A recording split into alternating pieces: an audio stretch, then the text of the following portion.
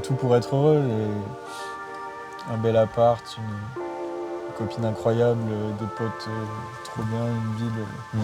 Et je suis heureux, j'ai conscience de ça, mais je sais qu'il manque un petit truc. En tout cas, je peux parler pour mon expérience, mais le plus dur souvent c'est d'accepter un peu ce que la vie veut nous donner. Parce que souvent, ça ne ressemble pas trop à ce qu'on voit autour, tu vois. Ouais. Là, je suis dans une petite période de... je navigue à vue, je sais pas trop où je vais. Ouais. Du moins court terme, mais je sais qu'intérieurement, il me manque un truc. Pour aller mieux et puis pour se connaître et se trouver avec le temps, en fait, on a besoin en fait, de faire de la place aux sentiments qu'on avait dans l'enfance aussi, tu vois.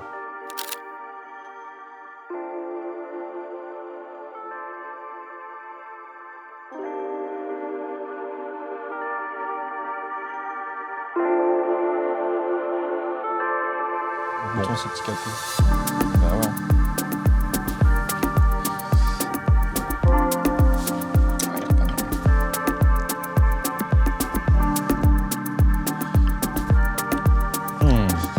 C'est vraiment en arrivant ici... Bah ouais, quoi. Genre, avant on buvait du café, mais vraiment pour boire du café, tu vois. Et c'est un peu comme quand t'es au taf, autour de la machine à café, et juste pour te maintenir éveillé. Ouais. Et avec un pote, on avait des maux de ventre. C'était horrible. On se disait, c'est plus possible de boire du café brûlé du taf, tu vois. Tellement il était moyen. Ouais, il était vraiment pas ouf, quoi. Ouais. Et en arrivant ici, je sais pas, c'est un de mes premiers trucs où je me suis dit, feu, genre, vraiment on prend que du bon café, on essaie d'upgrade des trucs. C'était le déclencheur. Un peu, ouais. Trop bien. Il est incroyable. Ouais. Il est très bon. Il est très bon. Pareil que dans un café. Oh. On va avoir de la visite. Trop bien.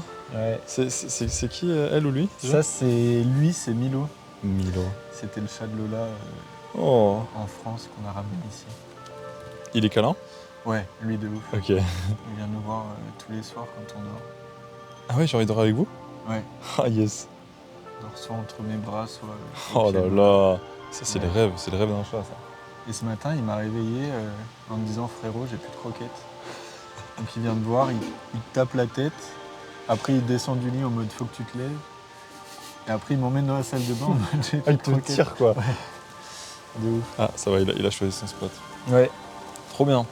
Bon, comment tu anticipais ce moment? Plutôt bien ou Ouais, je suis trop content. Moi, j'adore ce type de moment. Et surtout quand t'es arrivé un peu avec ce projet, c'est vrai que je suis content d'avoir regardé un peu la vidéo de Quentin. Et je pense que je suis un peu pareil. J'ai besoin de ralentir. Ouais. Genre, je me suis vraiment retrouvé dans ce qu'il disait de... toute la journée...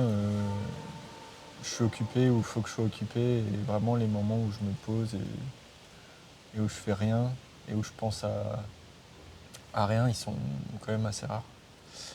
Et c'est vrai que je trouve le concept vraiment nice parce que ça permet un peu de se déposer, de réfléchir à tout ça.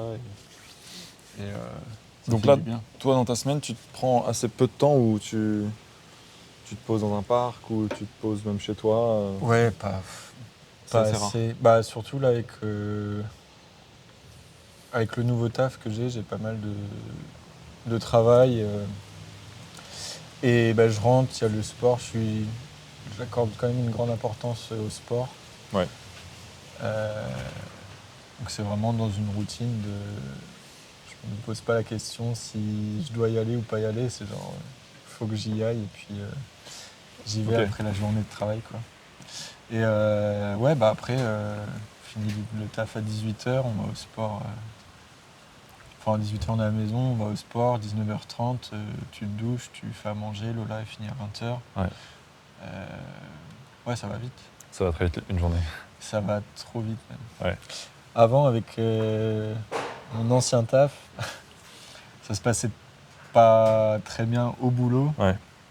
Mais du coup, j'avais énormément de temps que j'essayais de faire fructifier un peu au maximum. Et d'où quelques projets que j'ai que j'avais entamé, que j'avais lancé, parce que je me disais, encore dans la même optique de se dire, j'ai du temps, faut que j'en fasse quelque chose, quoi. Clairement. Qu'est-ce que je peux en faire C'est un peu le vide qu'a apporté la création, quoi. Ouais, on peut dire ça. Ça a suggéré que tu te mettes à créer des choses, en tout cas. Ouais, Le fait d'avoir du temps et de l'ennui, un peu, du coup. Ouais, complètement. Et puis, tu sais, t'as toujours, moi en tout cas, des 3 milliards d'idées. Ouais. Et t'as jamais, tu te dis que t'as jamais le temps de les faire. Et puis là, t'étais là en mode, t'as tes idées, t'as ton temps, Ouais. t'as plus d'excuses presque. Donc, qu'est-ce que tu peux faire, quoi. Est-ce que dans ces projets que tu as créés pendant cette période où du coup tu avais plus de temps pour toi, si tu devais en choisir un, tu prendrais lequel? Celui que tu penses qui te ressemble le plus ou qui te tient le plus à cœur?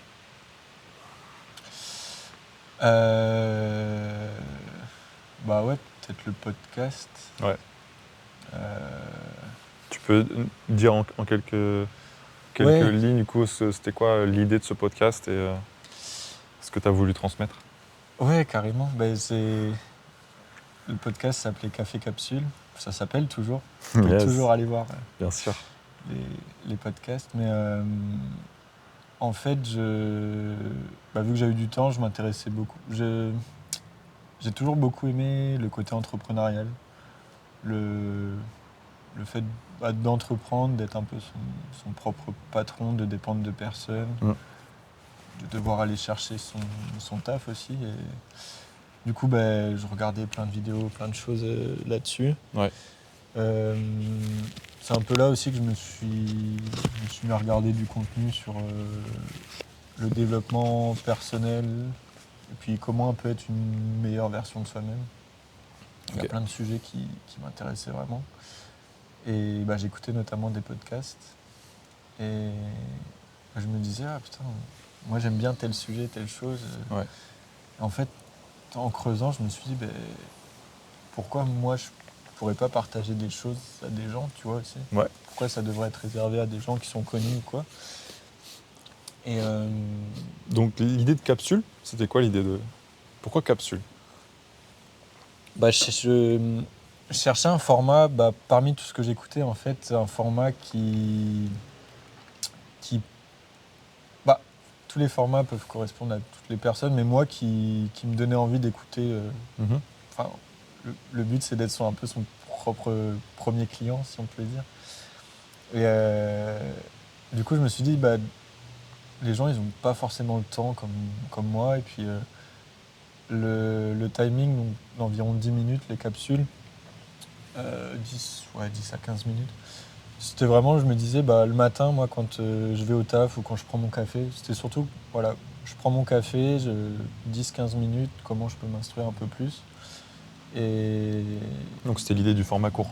Ouais, exactement. Ok. L'idée d'un format court où tu peux partager des choses à des gens. Peut-être, à la base, je voulais faire toutes les semaines, mais je me suis rendu compte que c'était du boulot, donc je faisais comme je pouvais. Ouais, c'est clair. Mais ouais, partager des choses à des personnes sur un format assez court qui correspond à peut-être une tasse de café. D'où l'idée un peu de café capsule. Surtout le goût du café. Moi, je suis allé écouter le premier épisode. Ok. Et surtout, alors en fait, ce qui m'est resté surtout, c'est le début. Parce que tu dis tout de suite que tu as envie de pousser les autres à l'action et d'inviter les autres à commencer, à se lancer. Et bon, souvent, quand on fait un projet, les premières intentions sont ce qui se rapproche le plus de ce qu'on voudra au bout, en fait. Parce que parfois, on a tendance un peu à se perdre dans ce qu'on fait, tu vois. Et donc, c'est pour ça que j'ai regardé le premier. Et j'ai l'impression que même en tout cas dans ce que tu veux transmettre dans cette capsule-là, que c'était ton envie première de peut-être aider les autres à passer à l'action. Est-ce que ça semble sensé ou... Je pense que tu as employé le bon terme, c'est d'aider les gens. Genre, c'est quelque chose qui me tient à cœur et puis ça me fait vraiment plaisir. Tu vois. Tant que je peux aider, tant que je peux rendre service à des personnes que j'apprécie ou même des gens que je connais pas forcément, j'aime ça, aider. Et c'était vraiment le but premier de cette capsule, de dire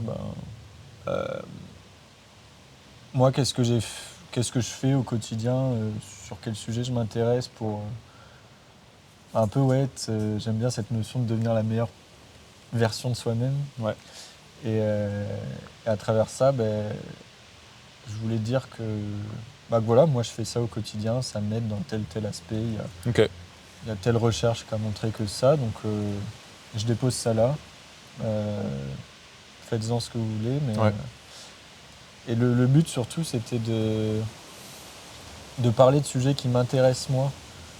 Et je trouve si on peut appeler ça de la création de contenu, mais ça permet de dédramatiser la chose et de dire, au lieu de dire est-ce que je vais toucher assez de personnes, est-ce que ça va intéresser et tout. Mon raisonnement, c'était moi ça m'intéresse, soit je connais déjà des choses sur ce sujet, donc je les transmets, soit c'est un sujet qui m'intéresse, je m'informe dessus, j'apprends des choses, et après j'essaie de vulgariser sur 10-15 minutes pour le transmettre. Donc en fait dans les deux cas, je me disais, il y a peut-être une part d'égoïsme un peu, mais... Ça vient de toi, d'abord, en tout cas. Exactement. C'est des choses qui viennent de toi, ouais, bien sûr. C'est des choses qui m'apportent à moi, que je trouve vraiment intéressant. Ah ouais. Wow. C'était curieux. Et que tu veux ensuite apporter aux autres. Exactement. Ok. Ouais, c'est génial. Et dans une optique de vraiment... alors c'est pas absolument vous devez le faire, mais c'est plutôt moi je le fais, voilà ce que ça m'apporte. Ouais. Et prenez ce que vous voulez prendre dans ces capsules, quoi. Parce qu'il y avait, moi j'ai relevé un mot aussi, c'était, et on va parler d'autres choses, mais je pense qu'il y a beaucoup de choses dans ce podcast quand même, biohacking. Ouais. Alors, et franchement, pour moi ce mot, il peut dire beaucoup de choses et il peut peut-être t'aider aussi à savoir ce que tu veux apporter aux autres justement, puisque déjà tu sais ça, donc c'est déjà beaucoup. Mais biohacking, c'est intéressant comme mot.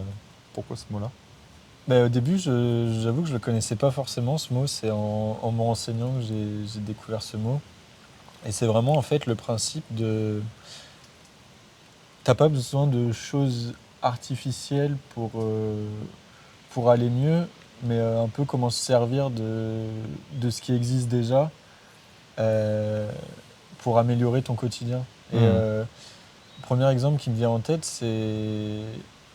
J'en ai fait un sur comment optimiser le sommeil. Et comment optimiser le sommeil ? La première étape, le matin quand tu te réveilles, c'est d'aller dehors et de regarder peut-être pas regarder le soleil dans les yeux jusqu'à se brûler la rétine, mais juste d'aller dehors, de mettre le nez dehors, de regarder un peu le ciel. Et en fait, la lumière produite par l'extérieur, ça sécrète quelque chose, je n'ai plus les détails en tête, mais ça te permet de dire à ton corps, ok, la journée elle commence, ton cycle de la journée il commence, dans 12 heures, tu vas devoir dormir, donc ton cycle il commence à partir de maintenant. Ok. Et quand par exemple quelqu'un va rester enfermé à l'intérieur toute la journée ou être sur son écran, ça va pas produire la même chose. Donc c'était l'idée de un peu le mot hacking en mode d'apporter des clés naturelles ou des qui sont présentes là autour de tout le monde, qu'on n'a pas forcément conscience. Pour le bien-être de l'autre du coup. Exactement. Ok. C'est ça. Trop bien. Et ça pareil, pour le soleil le matin, c'est quelque chose que je savais pas forcément, je me suis renseigné et je trouvais ça hyper cool, quoi. Du coup le matin, un peu moins, mais avant j'avais bien pris l'habitude de sortir, je me prends un verre d'eau avec du citron, et puis je bois mon verre d'eau, je contemple le ciel et je me pose 5 minutes. Donc tu arrives encore à être le premier utilisateur de Café Capsule ? Un peu ? Plus assez. Plus assez. Ouais. faudrait que je m'y remette, mais plus assez. Mais il y a quand même des choses qui restent. Et puis, il y a aussi des choses qu'on essaye pendant un temps, ça va bien. Et puis après, on essaye sans. Et puis s'il faut y revenir, on y revient. Ouais, c'est des périodes. C'est des périodes. Complètement. En tout cas, ouais, je pense qu'il y a beaucoup de clés pour toi dans ce podcast. Et je pense que beaucoup de gens qui rêvent de choses liées au café ont de toute façon un rêve qui s'accomplit avec les autres, tu vois. Parce qu'en fait, souvent, le café, c'est le moment où les autres se rencontrent. C'est le moment où il y a cet échange, cette authenticité, cette simplicité, tu vois. C'est vrai ce que tu dis. Et j'ai l'impression que même j'ai observé pas mal de personnes qui souvent, tu vois, veulent ouvrir un café ou travailler dans un café. Et d'ailleurs, on est parfois assez nombreux à justement travailler un peu dans un café parce qu'on veut retrouver cette chaleur humaine, tu vois. Donc, clairement, dans Café Capsule, il y a l'autre, quoi. Il y a le fait de l'aider à se connaître et à aller mieux aussi. Ouais. Donc ouais. Est-ce que tu pourrais me parler un petit peu de l'enfant, de ton enfance? Ouais. Est-ce que si tu es à l'aise, mais je suis à l'aise. Je serais curieux de savoir un peu comment, quand tu étais jeune, tu as des frères et sœurs, c'est ça? J'ai une grande sœur, ouais. Ok. J'ai une grande sœur qui a 8 ans de plus que moi, Caroline. Ok. Et en réalité, c'est ma demi-sœur. On n'a pas le même père, mais on a toujours vécu ensemble. Donc c'est comme la ta sœur. question ne se pose pas vraiment. Et ouais, elle a 8 ans de plus. En gros, elle a quitté la maison quand j'avais 12-13 ans. Chose comme ça. Mais elle est toujours restée proche de mes parents dans ses études, dans tout ce qu'elle a fait. Et même encore maintenant, elle habite à une demi-heure de chez mes parents. Et moi, j'avais cette optique de... Je me disais pas de découvrir le monde à l'époque, mais je me disais, faut que je parte... Enfin, j'ai pas envie de rester à Bourges. Je sais pas si c'est le fait que ça soit Bourges ou pas, mais faut que je parte. Et, dès que j'ai pu, après le lycée, là, en prépa, je suis allé à Orléans, donc c'était pas très loin. Et après, Albi. J'ai vécu à Paris, j'ai vécu à Nice. Puis j'ai commencé à voyager aussi avec des amis. Et mes parents, ils ont un peu peur de l'avion, donc j'ai jamais trop voyagé. C'était vraiment le ski, Narbonne, la mer, parce qu'on allait tout le temps au même camping, les grands-parents en Normandie, et that's it, quoi. Trop bien. Donc l'histoire a commencé à Bourges. Ouais, exactement. Ça a commencé à Bourges, le centre de la France. Est-ce que tu saurais dire comment tes parents parlaient de toi? Est-ce que tu étais un enfant plutôt qui s'occupait tout seul ou très extraverti, très, je sais pas, très bruyant, très agité, très passionné? En fait, je dirais que j'ai toujours eu des résultats pas trop mauvais à l'école, surtout en maths. Je travaillais bien, donc ils se faisaient pas trop de soucis là-dessus. Mais j'étais aussi assez agité en cours. C'était pas de la mauvaise agitation, tu vois, mais c'était du bavardage. C'était avec le recul, je trouve qu'on est vraiment... On se construit, mais on est con quand on est jeune. Et... Tu t'ennuyais, quoi. Ouais. Il y avait une partie de ça, d'ennui. Puis il y avait une partie de peut-être désintérêt pour certaines matières. Et puis je réalisais pas, je sais pas s'il y en a, je pense qu'il y en a qui réalisent, mais à quel point c'est quand même important et qu'on apprend des choses importantes à l'école. Donc j'étais peut-être pas aussi investi que j'aurais dû, mais ouais, je dirais que c'était bon élève, mais quand même pas mal agité. J'ai souvent eu des heures de colle, des choses comme ça, mais ça restait j'étais pas quelqu'un de méchant ou quelqu'un de... Ouais. Ça restait du bavardage ou des choses comme ça. Est-ce que tu, en dehors du coup du chemin scolaire, qu'est-ce que tu faisais toi dans tes passe-temps, dans tes passions Est-ce que tu en avais Ça a tout... dont tu te souviens? Ouais, depuis le début, ça a toujours été beaucoup de sport en fait. Mes parents Ok. sont pas sportifs du tout, donc je sais pas trop d'où je tiens ça. Ok. Mais très tôt, je me suis mis au basket. Hmm. J'en ai fait beaucoup, j'en ai fait au moins 15 ans. J'ai un peu de transition avec le... J'ai fait 2 ans de tennis pendant mes années de basket, mais je suis vite revenu au basket. Ok. J'étais tout le temps dehors aussi. Je pense que c'est de la... On habitait dans un lotissement en fait où tous mes potes étaient là. Ok. Et on avait un city stade, un stade de foot, un skatepark, un terrain de cross. Et Ok. j'ai des souvenirs en primaire où j'arrivais chez moi, je balançais mon sac et je repartais avec les potes Pour aller jouer jouer? dehors, pour faire des cache-cache, Yes. des gamelles, des foot. Et je faisais Enfin, je jouais au foot avec les potes. Je passais ma vie dehors, quoi. Ok. Même pendant les cours. Et... Pendant certains cours. C'est ça. Ouais, non, mais ok. T'avais besoin de mouvement. En tout Ouais, cas. je Ouais. pense, Ouais. je pense vraiment, on faisait du vélo, il fallait tout le temps que je sois... Ok. Peut-être avec des... Je réfléchis, mais souvent avec des potes aussi. Il fallait tout le temps que j'ai des potes avec moi. Ok. Et enfin, tu es en bon terme avec ta famille, du coup?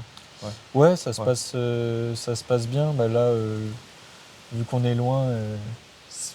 En fait, c'est un peu le... Comment dire? L'analyse qu'on a eue, c'est que quand on habitait à Nice, on était en France. On était loin quand même. Hmm. Et on se voyait peut-être un peu plus, mais pas forcément beaucoup plus que maintenant. Et maintenant, ben, on s'appelle, on est en visio, alors qu'avant, on faisait pas du tout de visio. Et, et ouais, c'est un peu la distance qui, je dirais, ça pèse un peu à mes parents. Mais je pense qu'ils se sont habitués aussi parce que, tu vois, depuis tout petit, je vagabonde à droite, à gauche, Ouais. contrairement à ma sœur. Donc, ils se sont habitués à plus trop me voir à la maison. Mais ouais, c'est ça. Et tes parents, ils faisaient quoi comme travail? Ma mère était commerçante, donc elle avait son propre magasin dans le centre-ville de Bourges. Elle vendait des bijoux, bijouterie fantaisie, donc Ok. des bijoux et des accessoires pour le mariage en général. Ok. Et mon père m'a toujours dit de dire VRP. J'ai jamais su ce que ça voulait dire. Ok. Mais en gros, il était commercial avant pour des glaces et après pour une boîte d'outillage. Ok. Donc il avait des clients, des industriels dans la région et puis il allait les voir pour vendre des produits. Donc ils vendaient des outils? Ouais, des Ok. outils, de l'outillage, des vis, tout ce qui tourne autour du bricolage un peu, quoi. Et ces outils, c'était pour du bricolage surtout? Ouais, Ok. il m'expliquait qu'il y avait plusieurs entités, côté bois, côté machin. Ouais. Et lui, c'était vraiment plus qu'un, je sais pas si on peut dire quincaillerie, mais genre vis, outillage, machine, disqueuse. Ok. Ouais, c'était plus ça. Est-ce qu'il y a une partie de l'un ou de l'autre qui, toi, te fascinait un peu ou t'attirait beaucoup quand tu étais enfant, dans un de tes deux parents? Ou est-ce que très vite, tu as voulu tracer un peu ton propre chemin? En fait, pas du tout. Mais c'est plus après coup, là, ces dernières années, que je me suis rendu compte de plein de trucs. Ouais. Du côté de ma mère, en fait, je me rendais pas compte, mais c'est un peu comme si elle était entrepreneuse parce qu'elle avait son propre magasin, c'était sa propre patron. Ouais. Elle avait 1 ou 2 employés, elle devait les gérer. Et je me rendais pas compte de ça quand j'étais petit, tu vois. Pour moi, c'est maman, elle va travailler. Enfin, je savais que c'était son magasin, mais j'avais pas encore peut-être cette notion d'entrepreneuriat, tout ça. Ouais. Et tu sais, quand on était petit, elle nous parlait de... des fois, ça marchait très bien, des fois, ça marchait un peu moins bien. Et puis, elle nous le disait, des fois, telle dépense, je peux peut-être pas forcément la faire, telle dépense non plus. Et tu comprends pas trop au début, mais... Ouais. Et Et ouais, je pense que des fois, ouais, ça se passe très bien. Des fois, la trimer un peu plus. Et c'est avec du recul, tu vois. C'est Ouais. Tu admires le chemin qu'elle a parcouru. ouais, Quand même. vraiment. Et Ouais. puis, elle m'a raconté un peu aussi de ma mère. Je crois qu'elle a commencé à taffer à 16 ans. Genre, elle vendait des chaussures et tout. Et, genre, ouais, elle s'est fait un peu toute seule, quoi. Ouais.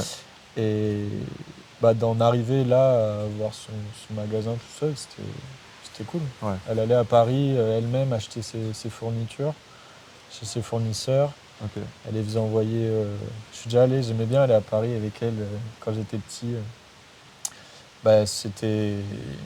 C'était pas forcément de la balade parce qu'on allait chez les fournisseurs à droite à gauche, mais j'y suis allé plusieurs fois et puis elle aimait bien aussi que je vienne. Ouais. Donc, c'était Génial. cool. Et ouais, mon père, c'était pas. Mon père, j'admirais beaucoup. Enfin, pareil, avec du recul, j'admire beaucoup son côté tchatcheur et commercial, en fait. Et tu sais, là, on rentre.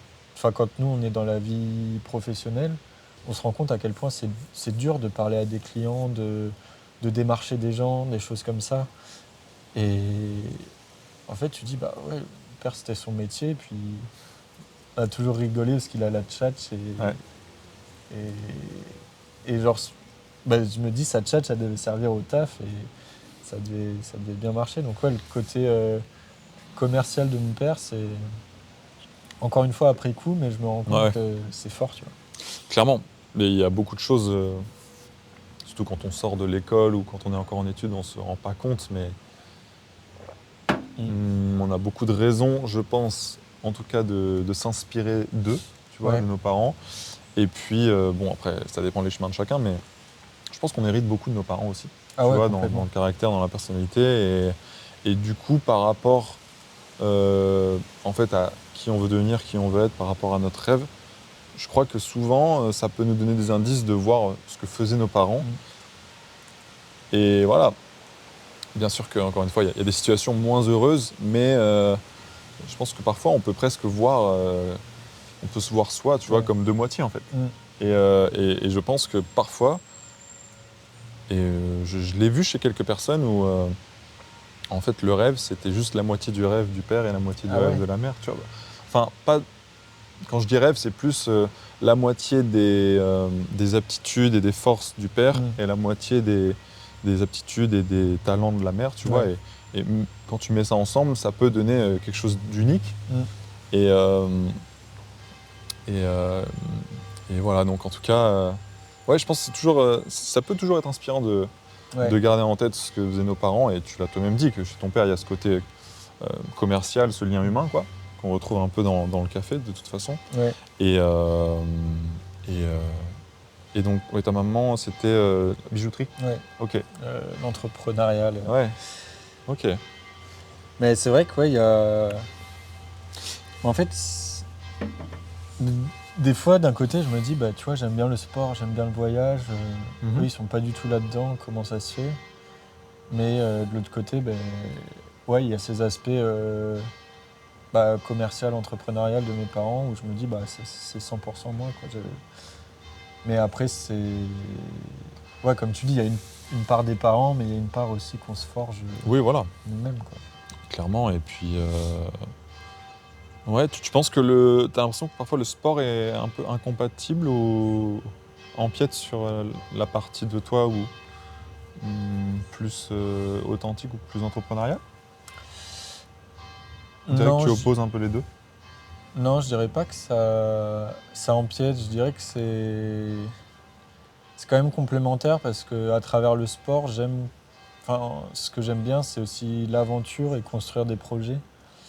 Et l'année dernière, ou il y a 2 ans, 2024, Hmm. j'ai construit ce projet de vouloir faire un 100 km en courant à travers euh, une région qui est pas très loin d'ici. Et en fait, je me rends compte que construire ce projet, ça m'a presque autant animé que le faire. Ça, c'est intéressant. Ouais, Je pense que ça, c'est intéressant parce qu'en fait, Ouais, c'est presque la préparation qui t'anime plus. Mais moi, je suis de ceux qui pensent que en fait, on vit à travers le chemin et pas tant l'objectif, tu vois. Parce qu'en fait, quand on repense à... Enfin, j'ai beaucoup les courses en tête, mais c'est vraiment les préparations, ce qu'on a fait pour atteindre nos objectifs qui me restent en tête. La course aussi, forcément, mais... Et puis, tu sais, une fois qu'on a atteint notre objectif ou ce qu'on visait, ben, ok, et après, qu'est-ce qui se passe? Ben, faut retrouver un objectif et il faut repartir sur un chemin. Et donc c'est un peu de... Je sais pas comment la bifurquer là-dessus, mais comment être... Moi, je me pose souvent la question, comment être heureux? Genre, c'est quoi le but d'une vie? Ouais. C'est quoi le... Et ouais, c'est plutôt, c'est quoi le but d'une vie? Et puis là, il y a une... Je sais pas, c'est une part d'égoïsme, mais être heureux. Moi, je pense que le but d'une vie, c'est d'être heureux. Et après, il y a plein de choses qui en découlent. Et puis, c'est propre à chacun. Ouais. Comment t'es heureux, toi? Comment C'est ça. t'es heureux, toi? Et moi, je sais qu'il me faut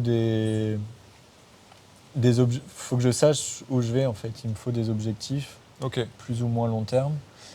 Et là, par exemple, je suis blessé. J'avais des objectifs de course cette année. Et j'ai déjà loupé un marathon. Là, je vais louper une course. Et je vois ces objectifs un peu disparaître. Et là, je suis dans une petite période de... je navigue à vue, je sais pas trop où je vais. Du moins court terme, mais... je sais qu'intérieurement, il me manque un truc. T'as l'impression que ça empêche un peu ton bonheur du moment, du coup. T'es un peu moins heureux en ce moment? Ouais. En fait, tu vois, j'ai tout pour être heureux. J'ai un bel appart, une copine incroyable, des potes trop bien, une ville. Et je suis heureux, j'ai conscience de ça, mais je sais qu'il manque un petit truc. Et c'est là où je me dis, c'est peut-être ça le problème, c'est que mon quotidien est peut-être trop drivé par le sport. Et puis dès que je peux pas faire de sport, il me manque d'autres objectifs. Et du coup, faudrait peut-être que mon quotidien soit moins drivé par le sport et que j'ai d'autres choses à faire vraiment en parallèle au même niveau que le sport qui me disent si je peux pas faire l'un, je peux faire l'autre. J'ai un peu le sentiment que tu parlais d'objectifs et que c'est un peu frustrant de voir les tiens un peu compromis par les blessures, etc. Mais j'ai l'impression qu'une de tes forces, c'est d'avoir des objectifs pour l'autre aussi. Ou d'aider l'autre à atteindre ses objectifs. Et que, encore une fois, on apprend à se connaître à nouveau et on ne se connaît pas très, très bien, mais si tu as le sentiment qu'en ce moment et depuis quelque temps, la vie te met un peu pas mal d'embûches par rapport au sport, c'est peut-être que même en préparant le petit déjeuner... Elle continue la vie. Ouais. C'est dur, hein. C'est dur d'accepter... je crois que, en tout cas, je peux parler pour mon expérience, mais le plus dur souvent, c'est d'accepter un peu ce que la vie veut nous donner. Parce que souvent, ça ne ressemble pas trop à ce qu'on voit autour, tu vois. Ouais. Et c'est vrai que parfois, le fait de ralentir et de faire de moins de choses, moins de performances, ça peut paraître comme un échec. Mais et en même temps, ça fait de la place pour d'autres choses. Donc, je me permets de rebondir là-dessus, mais je suis vraiment de ceux aussi qui pensent qu'il n'y a rien qui arrive au hasard. Et qu'il y a toujours des choses à tirer de... Et des fois, c'est difficile, hein, mais qu'il y a toujours des choses à tirer de ce qui arrive, tu vois. Et puis, c'est là où... ok, là, je suis blessé, je peux pas courir. Qu'est-ce que je peux en tirer? Déjà, pourquoi je me suis blessé? Comment faire pour que ça ne se reproduise plus? Et qu'est-ce que je peux faire à la place? Avant, je faisais du vélo. Là, mon ostéo, il m'a dit d'arrêter un peu le vélo. Et du coup, là, je vais encore être dans autre chose de OK, je prends du retard, entre guillemets, sur la course à pied, mais comment je peux prendre de l'avance? Qu'est-ce que je peux faire autre chose à côté? Puis il n'y a rien qui arrive au hasard et on peut vraiment, je pense, tirer du bénéfice de toute situation, tu vois. Je pense aussi. Tu parlais juste avant de... Tu te poses souvent la question de quel est le but d'une vie et pour toi, donc, c'est être heureux. Ouais. Aujourd'hui, dans ta semaine, est-ce que tu as des moments qui te viennent où tu étais vraiment heureux, où tu t'es senti bien, où tu t'es senti utile?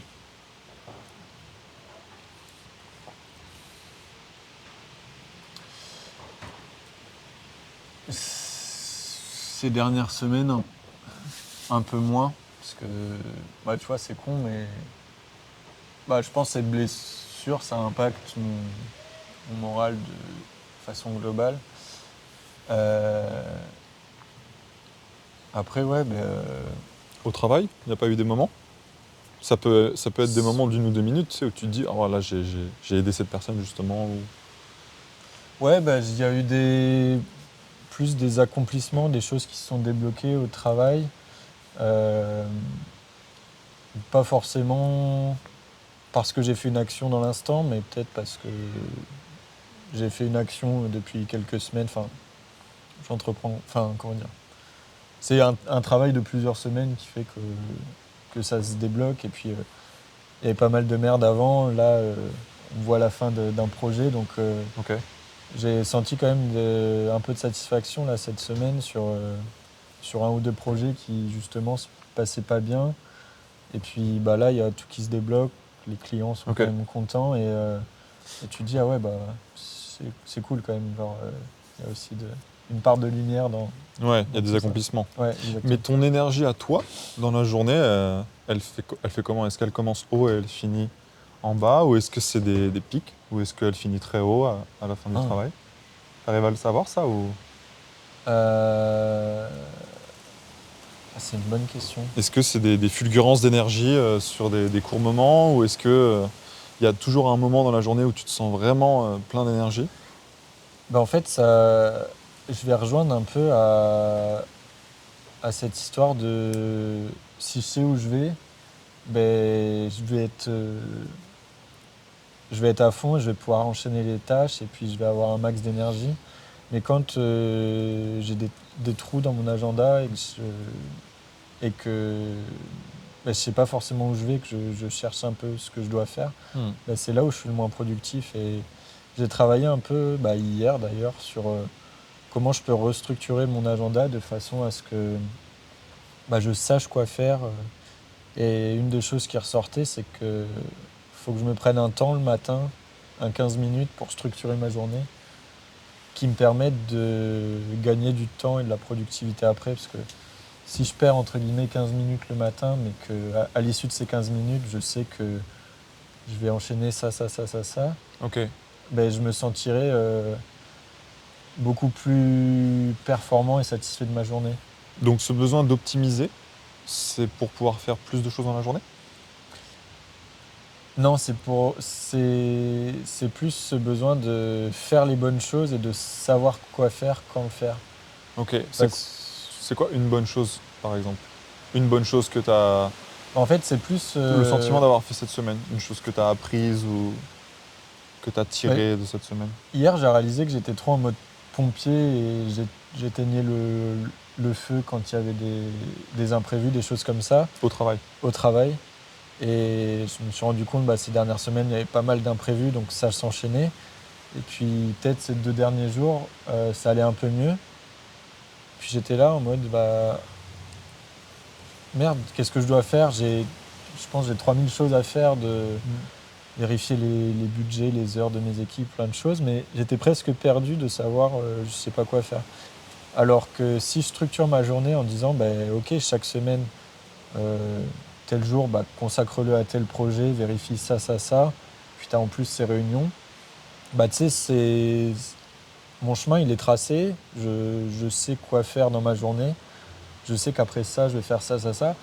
Et arrivé à la fin de la journée, ben, il n'y aura pas eu de moment où je me suis dit ah, bah, j'ai eu des plans et j'ai cherché quoi faire, mais j'aurais enchaîné, pas forcément plus d'actions, mais j'aurais enchaîné naturellement mes actions, mes réunions, les choses que j'ai à faire étape par étape. Ok. Ce qui fait qu'à la fin, j'aurais rempli ma journée presque naturellement et puis j'aurais pas ressenti de vide dans cette journée. Ok. Et c'est vraiment dans ce genre de journée que je me dis, bah, ok, ça a été une bonne journée. J'ai eu mes réunions, j'ai fait mes notes de meeting, j'ai revu tel projet, le budget, ok. Et genre, il n'y a pas de moment où je me suis dit, je sais pas quoi faire. Tu vois. Donc tu fais pas trop de place au vide, du coup. Ben, dans le travail, ouais, dans le travail, pas trop. Enfin, j'essaye de pas trop en faire. Ou alors, si, ouais, un vide structuré. Ouais, il Mais y a, y a ce côté vraiment, ce côté structuration, il a l'air d'être important. Mais en fait, je me demande euh, pourquoi il est si important. Parce que si tu te laisses aller à une journée qui n'est pas du tout préparée d'avance, tu te sens mal.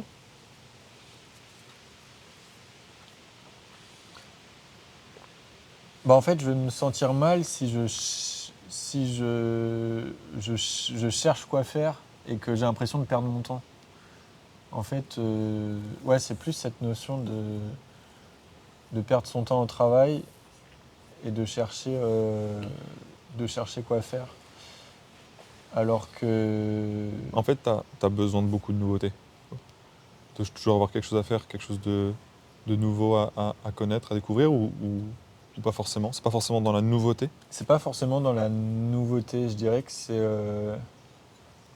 c'est plus dans le sentiment de perdre son temps qui me frustre un peu. Et ben, on en revient au fait que j'ai besoin. Bah, je distingue quand même le taf et puis le côté perso, mais besoin de ralentir et de prendre son temps. Et des fois, quand je fais rien à la maison, bah, au lieu de me dire c'est normal de rien faire, pose-toi machin, ben, j'ai plus tendance à me dire je perds mon temps. Et je pourrais l'utiliser à faire plein de choses et tout. Je laisse pas assez de place à ça. Mais donc, par exemple, là j'y pense parce qu'il y avait un moment cette semaine où tu avais du temps pour toi, où tu gardais l'enfant d'une amie, du coup, Ouais. là, l'autre soir. Et donc tu crées des choses sur ton ordinateur ou Ben, c'est ça, dans ces moments-là, qu'est-ce que tu imagines du coup?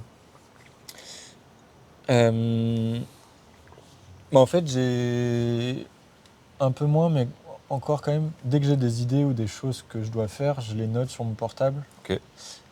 Et ben, dès que j'ai du temps de libre comme ça, pareil, enfin, je sais pas si c'est bien, mais pour dire j'ai pas envie de perdre mon temps, ben, je check cette liste de dire bah, ok, qu'est-ce que je dois faire, qu'est-ce que je peux faire.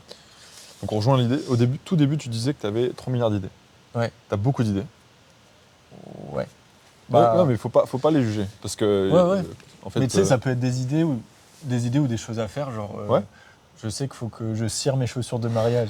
Ok. Et c'est con, mais quelle cire utiliser, quoi faire, machin. Ça, c'est dans un coin de ma tête. Et puis, Ok. je sais que bah, à un moment, il faut que je prenne une heure pour aller chez le cordonnier, lui dire bah, Ouais. comment on cire ces chaussures-là. Ça, c'est un peu une capsule presque.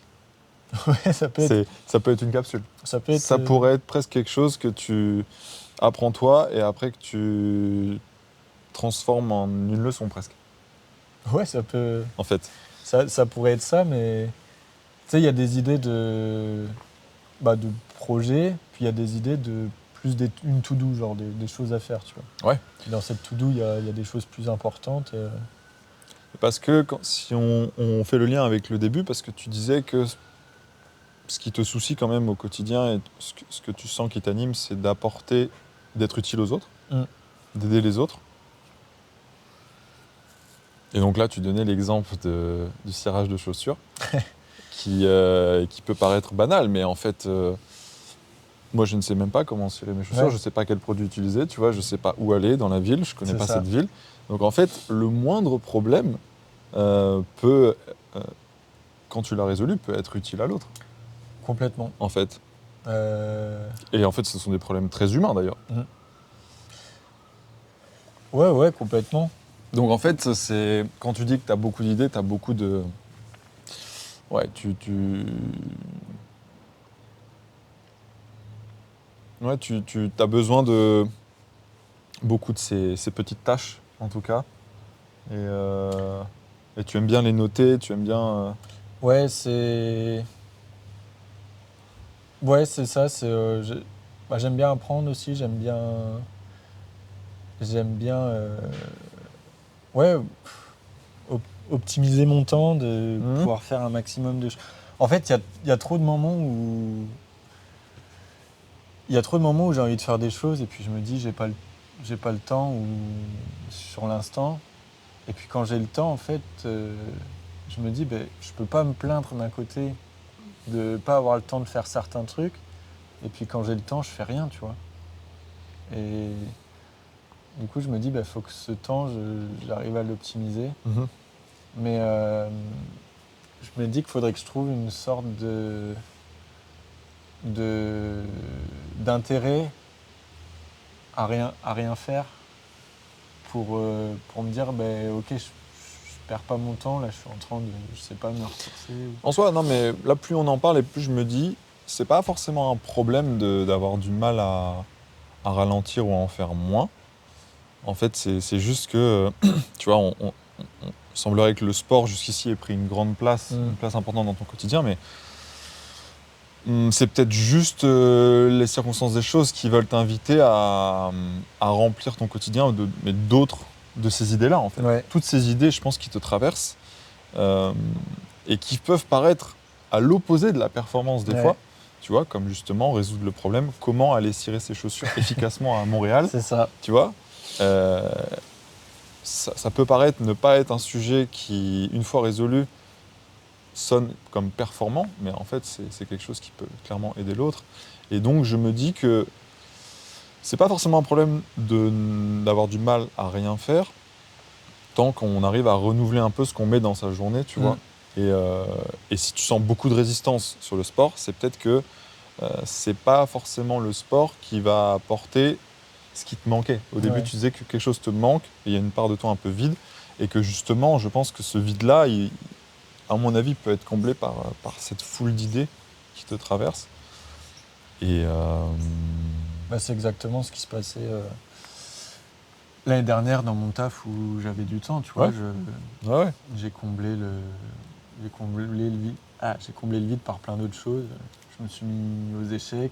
ouais, Je me suis dit, bah, au-delà du sport, qu'est-ce que je peux trouver un peu d'intellect euh, plutôt que de physique pour combler un peu ce vide. Et, bah, je me suis mis aux échecs. Je dis pas que. ouais, Enfin, ouais. j'ai appris un peu plus et j'ai découvert les choses. Et, T'as ouais, découvert un nouveau milieu, un nouveau domaine. exactement. Ok. Et ça prend beaucoup de temps aussi, mais c'était, tu vois, j'ai découvert un autre truc que je Hmm. connaissais pas du tout avant. C'était trop cool. Donc, Est-ce que dans les métiers que tu as fait jusqu'ici, même ça peut être métier étudiant, hmm. stage, n'importe quoi, tu vois, job d'été, est-ce qu'il y en a un qui te vient tout de suite, où tu te plaisais vraiment? Euh, je peux parler de tous mes métiers. Mais est-ce qu'il y en a un qui vient avant les autres? Pour Bah, son originalité, pour son... Tu vois? ouais, il y en a. Bah, je dirais le tout premier qui me vient là, c'est le.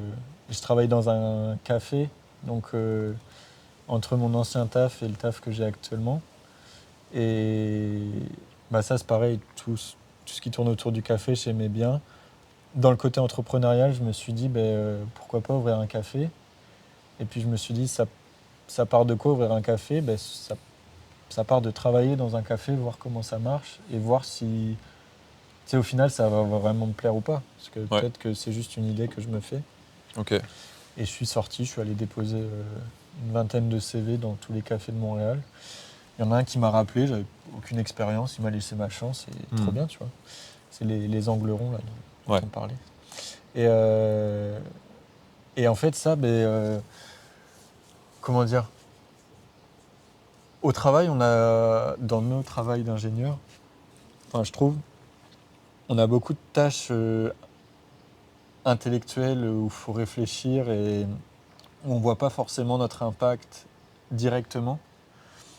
Et souvent, ça fait du bien d'avoir des tafs où tu fais quelque chose, tu réfléchis pas, tu le fais, et puis tu vois l'impact directement. Et l'exemple d'un café, c'est quelqu'un commande un café, il n'y a rien d'intellect à faire un café, tu fais un café, puis si tu fais un peu de latte art, tu fais un petit cœur et tu vois la personne qui est contente et qui boit son café. Et ça m'a fait vachement de bien d'avoir ce... Ouais, donc l'humain est vraiment important pour toi, quand même, je pense. Ouais, dans ce que tu dis... 100%. Et puis j'aimais bien aussi, ça fait écho un peu à ce que tu disais tout à l'heure dans les cafés, mais j'arrivais le matin au café, je repartais le soir et toute la journée, je voyais un tas de personnes complètement différentes rentrer dans le café avec des objectifs différents et tu sais, toute cette communauté dans un même endroit qui font... Il y en a, ils sont avec leurs enfants, ils rigolent, il y en a d'autres, ils sont tout seuls, ils travaillent. Il y en a, ils faisaient du dessin, ils faisaient de la couture, ils faisaient des trucs. Et il se passe toute une vie, en fait, dans un café. Puis toi, je me rends compte, j'étais un peu derrière le comptoir, et puis j'observais ça de temps en temps. Ouais. Ça me donnait le smile. Je me disais, trop cool de voir toutes ces personnes réunies au même endroit, de plein d'horizons différents, et puis partager ce moment directement à cet endroit, quoi. Ok. Donc ouais, c'était vraiment une très bonne expérience. Et aussi le fait de réaliser que t'es quand même moins bien payé quand tu fais ce genre de métier. Et c'est un petit peu plus physique, tu restes debout toute la journée. Et j'allais dire, tu réalises à quel point tu as de la chance d'avoir les métiers qu'on a. Mais de l'autre côté, tu sais, on n'est pas forcément heureux dans les métiers qu'on a. Donc est-ce que c'est vraiment de la chance parce qu'on est mieux payé? Je sais pas. En fait, je pense, et tu l'as dit au début, je crois que tu penses ça aussi, qu'il n'y a pas forcément de hasard. Et moi, je crois même que en fait, le chemin qu'on a, qui nous est donné, rien n'est vraiment au hasard. Et je pense que le côté ingénieur qui nous a été donné, c'est une chance. Et c'est aussi le côté résoudre des problèmes, tu vois. Ouais. Et le truc, c'est qu'aujourd'hui, on est nombreux à terminer dans des métiers qui sont informatiques, digitaux, et en fait, on se parle qu'à travers des écrans. Mais en fait, ce qui est génial, c'est qu'on peut aussi trouver un compromis où on résout des problèmes beaucoup plus proches de la vie réelle et, tu vois, beaucoup plus humain aussi.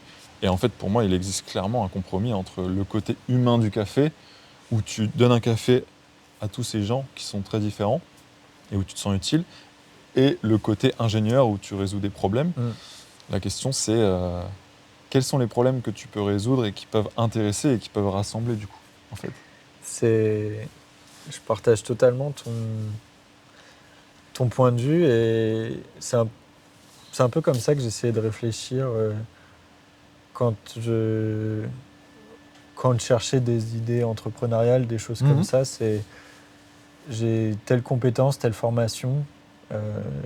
Puis parenthèse, je suis vraiment du genre à me dire, moi je regrette rien et presque s'il fallait refaire une vie, je la referais telle quelle parce que on est la personne qu'on est grâce aux choix, aux erreurs qu'on a fait. Donc pour moi, je ferais rien de différent. Ouais.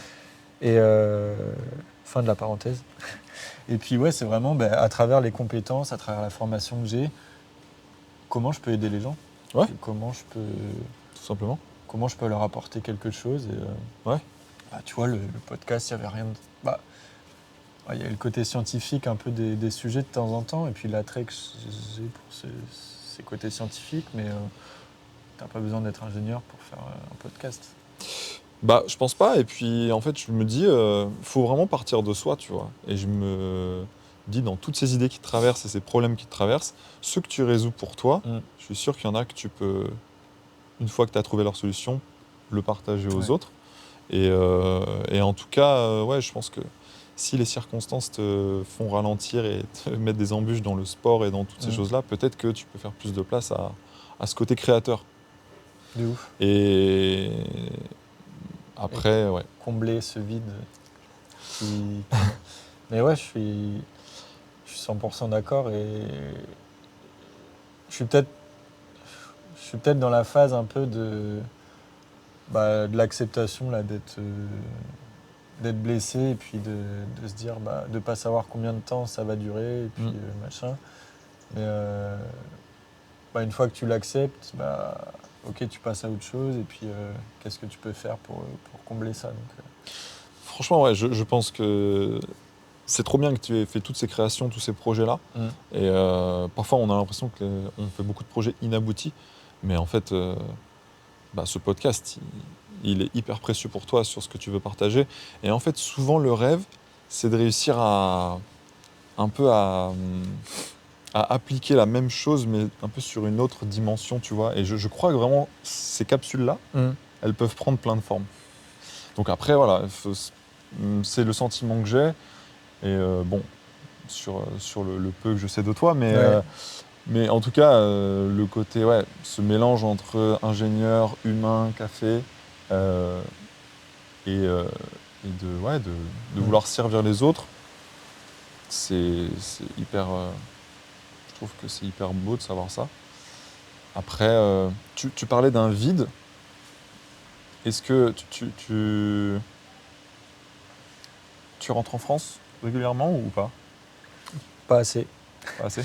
L'année dernière, on n'est pas rentré parce que on n'a pas énormément de vacances. On aime voyager, donc on sait qu'on restera pas indéfiniment ici, donc on veut profiter d'être sur le continent américain pour visiter ces coins-là. Et du coup, il y a cette question de comment tu répartis tes vacances entre rentrer en France et voyager. Donc l'année dernière, on n'est pas rentré. Là, on est rentré il n'y a pas longtemps. Moi, je rentre quelques jours pour un mariage. Mais ouais, il y a aussi ce côté, tu vois, j'ai encore énormément de potes en France. Il y a des événements de vie qui se passent. Il y a des choses auxquelles je peux aller, d'autres auxquelles je peux pas aller. Mes potes qui se réunissent pour faire des week-ends. Donc moi, je regrette pas parce que je vis des choses magnifiques ici et je sais que ça fait partie du jeu. Mais tu fais au mieux. Exactement. Je fais au mieux et puis c'est peut-être aussi pour... Et puis je sais qu'il y a une fin à tout notre voyage, notre périple ici et je sais que je les retrouverai après. Donc c'est vraiment vivre d'autres aventures, découvrir d'autres choses pour revenir après avec les potes. Mais il y a... Je sais pas si on peut appeler ça un vide des potes qui sont en France, mais il y a forcément, forcément des moments de vie que tu fais pas avec eux, quoi. Ouais, il y a peut-être certaines choses que tu avais en France qui t'ont manqué ou qui te manquent ici, par moment. Ouais. Est-ce que tu disais que tu as quitté ta ville assez tôt, du coup? Ouais. Ou assez vite? Ouais, j'ai quitté assez tôt et je suis pas revenu, disons, habiter vraiment là-bas. Et depuis qu'on est à Nice, qu'on pratique le sport aussi comme ça, on a, je dis, moi et Lola, Lola vient des montagnes. Moi, j'ai vraiment découvert la montagne et l'attrait pour la montagne, la nature, tous ces coins-là. Et c'est vrai qu'ici, c'est bien, mais c'est pas les montagnes qu'on a en France. Ouais. Et on se voit vraiment retourner en France, mais vraiment dans un endroit comme où il faut qu'il y ait de la montagne, de la nature, des choses. Ouais. Et puis tout à l'heure, tu me faisais parler de mon enfance, mais là, je me rends compte que les moments où je suis bien, c'est quand je suis dehors et que je passe du temps dehors et que je fais des choses dehors, tu vois. Ouais, c'est aussi pour ça que le sujet de l'enfance m'a traversé, parce qu'en fait, souvent, pour aller mieux et puis pour se connaître et se trouver avec le temps, en fait, on a besoin de faire de la place aux sentiments qu'on avait dans l'enfance aussi, tu vois. Et effectivement, tu parlais de nature, si tu passais beaucoup de temps dehors quand tu étais jeune, et donc ça, c'est quelque chose dont tu as besoin. Mais c'est même parfois aussi retourner au point de départ, tu vois. Ouais. Ouais. Et c'est ultra marrant que tu parles de ce point de départ parce que souvent ouais, j'essaie de me dire, enfin, tu m'as demandé aussi quand est-ce que j'étais vraiment heureux à des moments de ma vie. Et en fait, les moments où je kiffe vraiment, c'est notamment pendant des randonnées ou des trails ou des choses comme ça où le but c'est vraiment s'orienter, se nourrir, savoir où dormir, donc les choses primaires, tu vois. Ouais. Et Je crois que c'est un écureuil. Il est énorme. et putain, à ces moments-là, genre, t'as plus tous les problèmes de la vie, mais juste t'es au milieu de la forêt. Tu dis, ok, il faut que j'aille où? Est-ce que j'ai assez d'eau pour tenir jusqu'au prochain point d'eau? Est-ce que j'ai assez de nourriture? Quand on a traversé la Corse avec Sessou et Coutin, on s'est mis dans des situations où des fois on n'avait pas beaucoup de bouffe, on ne savait pas si on allait avoir beaucoup d'eau, on ne savait pas quel chemin prendre. Tu as une part de stress, une part d'appréhension, mais après coup, c'est vraiment ça qui te fait vibrer, les besoins primaires. Et puis, le téléphone rangé, tu as juste un sac à dos, des potes, la nature. Parce que tu as relevé le mot point de départ, ça te faisait penser à quelque chose? C'est justement le point de départ des besoins primaires, de se dire, le point de départ d'un humain, pour vivre, faut qu'il puisse manger, boire, et puis dormir. Et avec toutes les distractions, toutes les choses possibles qu'on peut faire actuellement, peut-être ce qui me fait plus vibrer, c'est qu'on me jette à un endroit et que je dois m'orienter, me nourrir. Ok. Bon, t'as fait un peu le geste d'une pioche. La pioche. Intéressant, ça c'est intéressant. Ouais. C'est un surnom qu'on te donne? La pioche. Qu'on t'a donné? Ouais. C'était à l'école. C'était Msou qui m'avait donné ce surnom-là. Mais tu l'as gardé, un peu. Ouais. Il y a une part de toi qui l'a gardé, ce surnom. En fait, à part Polo, mais j'ai jamais eu trop de surnoms ou de pseudos à travers tout ça. Et c'est le premier où je me dis, lui il me plaît bien. Et puis je sais pas. Ça résonnait un peu? Ça résonnait un peu et du coup je l'ai gardé un peu sur tout ce que j'essaie de créer maintenant. J'essaie d'introduire le mot pioche, genre, la running pioche, la pioche production. Ouais, je vois. Et je pense que ça peut aussi peut-être t'aider à te connaître, parce que souvent les surnoms ou les noms que les personnes nous donnent, c'est parce que souvent, parfois les autres nous voient une partie de nous qu'on ne voit pas encore de soi-même, tu vois. Ouais. Et bon, ça peut paraître totalement anodin et ça peut sembler être un surnom comme ça, complètement hasardeux, mais comme toi et moi, on ne croit pas au hasard. Moi, je me dis que voilà, le côté pioche, c'est aussi d'aller piocher quelque chose de nouveau, tu vois, et quelque chose de précieux. Et de ramener quelque chose de précieux pour le ramener et peut-être le servir aux autres. Donc, c'est intéressant, ouais, j'ai jamais creusé. T'as jamais creusé? Pourtant, tu creuses beaucoup quand t'es avec toi-même, avec tes idées, etc. Et j'ai jamais creusé ce pseudo et ça pourrait être intéressant de. En tout cas, plus loin, mais ça peut peut-être pas du tout, mais je pense que ça peut. Et puis, c'est intéressant parce que la pioche, c'est un peu aussi une sorte d'intersection entre le côté précieux, bijoux et le côté outillage. Ouais. Putain, tu lèves des choses hyper intéressantes. Mais ouais, complètement. Mais tu vois, franchement, en tout cas,